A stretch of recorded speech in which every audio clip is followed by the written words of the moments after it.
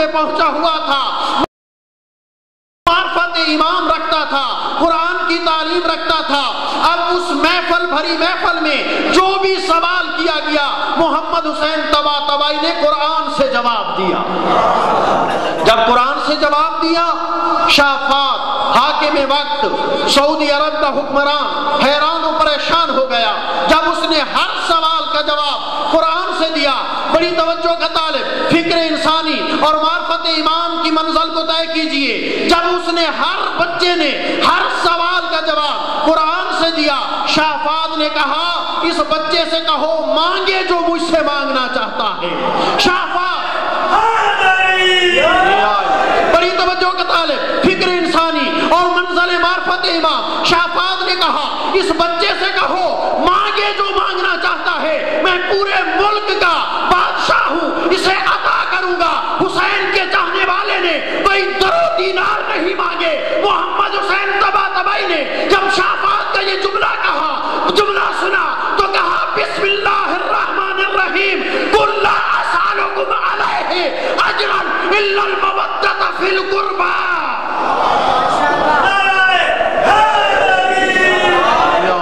محمد حسین نے اپنے جد امجد نانا رسول اللہ کیے یہ جملے دہرائے، قرآن کی آیت کو پڑھا، قل لا اسألکم علیہ اجرا الا المودۃ فی القربى۔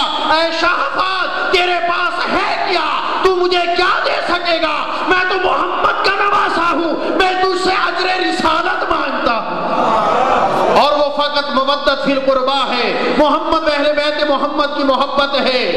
حضرات محترم عزادارو، اگر یہ مودت فی القربہ رکھتے ہوتے تو یقیناً زہرا کی بیٹیاں نہ اجڑتی۔ عزادارو، اتنے مصائب آئے، لوگ کہتے ہیں شیعہ روتے ہیں، ہم نہ روئیں تو کون روئے؟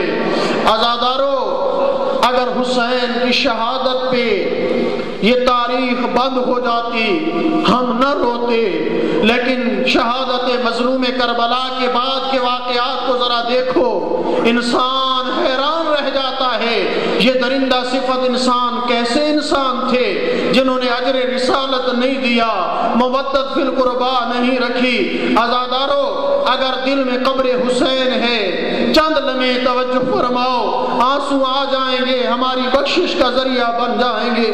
عزادارو، یہ آنسو بہت قیمتی ہیں۔ آیت اللہ دستغیب اپنے وصیت نامہ میں لکھتے ہیں کہ میں نے جو رومال غم حسین کے آنسو میں رکھا، میرے کفن میں اسے ضرور رکھنا۔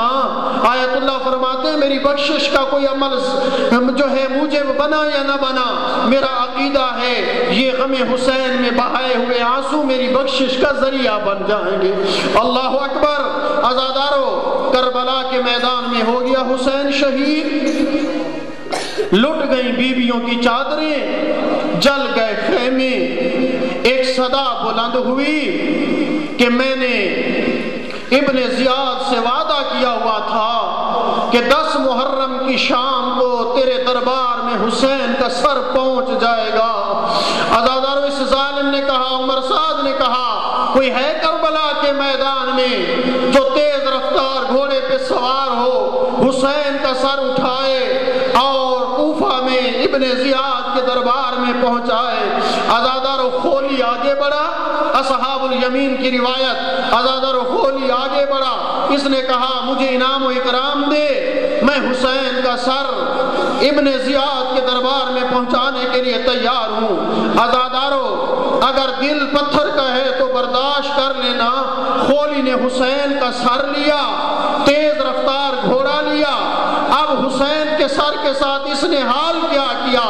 عزادارو، میدان کربلا میں پھرا، اس کو ایک رسی کا ٹکڑا ملا، اصحاب الیمین میں لکھا ہے اس ظالم خولی نے اس رسی کے ٹکڑے کو حسین کے ایک کان سے گزارنا شروع کیا، دوسرے کان سے نکال کے گرہ لگائی، اپنے گھوڑے کی گردن میں حسین کا سر لٹکایا، یہ لامتی زین پہ سوار ہوا، گھوڑے کو سر پر دوڑانے لگا۔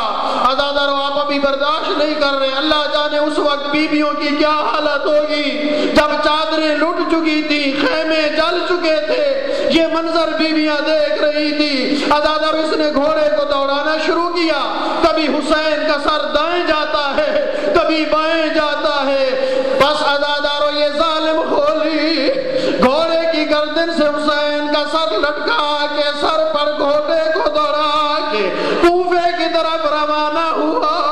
عزادار اس ظالم نے کوشش بڑی کی لیکن رات کی تاریکی چھا گئی۔ جب یہ دربار کے دروازے پہ پہنچا، ابن زیاد کے دربار کے دروازے بند ہو چکے تھے۔ ظالم نے بڑی کوشش کی، دربار نے کہا اجازت نہیں ہے، اجرکم من اللہ۔ عزادار یہ حسین کا سر گھر لے آیا، اس کے گھر والی مومنہ دی۔ عزادار اس نے اپنی بیوی سے حسین کا سر چھپانا چاہا، ظالم نے حسین کے سر کو تندور میں رکھ دیا۔ عزادارو مومنہ نے بستر بنایا، یہ بستر پہ لیٹا، رات کی تاریکی میں خولی کی جو بیوی اٹھی کیا دیکھا؟ تندور سے نور کی لائٹیں بلند ہو رہی ہے جو آسمان سے باتیں کر رہی ہے۔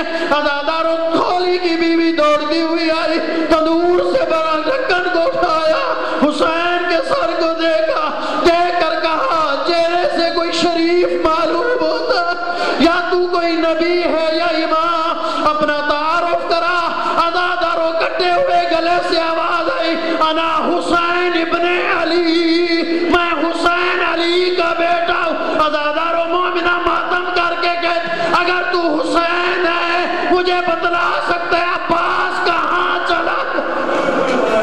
اللہ